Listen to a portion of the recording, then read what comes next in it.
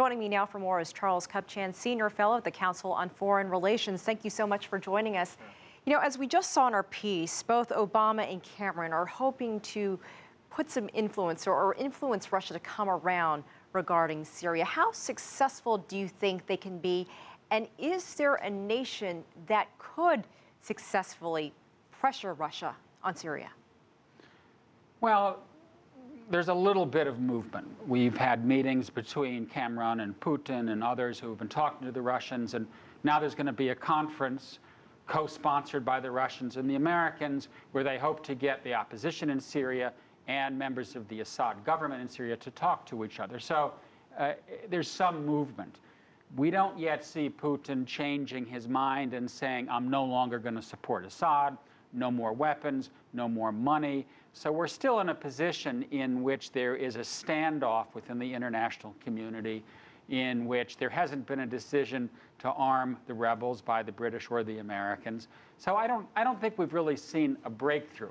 What we've seen is perhaps some fluidity in the diplomatic landscape. It's better to have them talking than not. But I wouldn't hold my breath that when you get rebels and members of the government in the same room, they're going to suddenly decide a way forward that involves peace.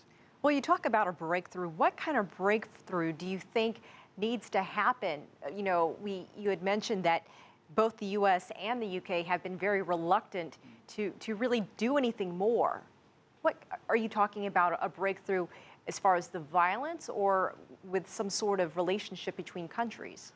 I think that the model that is in the backs of people's heads is Yemen, where you had a peaceful transition of power in which the leader stepped down. The regime didn't crumble. They didn't dismantle the government that was there, but they just handed over power and got rid of the bad guy. So what I think people are hoping for is that you could get the Russians, the Americans, the Europeans, and others to agree that Assad would step down, some of his inner circle would go with them, maybe the Russians would even host him, and then what you would have is some kind of coalition government in which the remnants of the Assad regime and rebels shake hands and agree to move ahead peacefully. It worked in Yemen. I don't think it's going to work in Syria, partly because there's too much water under the bridge. There are 80,000 plus dead civilians. The opposition is deeply divided. I think it's going to be very hard for there to be some kind of political solution that doesn't involve the actual defeat of the Assad regime militarily. Well, if it came down to the United States, because it seems like the United States has sort of softened its stance on Assad. If it were the United States and, say, the United Kingdom backing some sort of path of transition for Assad, do you think that could be the turning point? If there was solid support from Western countries to give him a path out? Well, I think that the Russian view is we don't want regime change. The Russians are very unhappy with what happened in Libya, where you had a UN resolution that said, let's protect civilians, and then they woke up in the morning and NATO was toppling the regime through force. I think what the Russians could live with is a consensual regime change. They don't love Assad. Nobody loves Assad. He's demonstrated that he's a pretty ruthless guy. But what the Russians don't want is a situation where the United States and Europeans together just decide they're going to go in and topple the regime by force.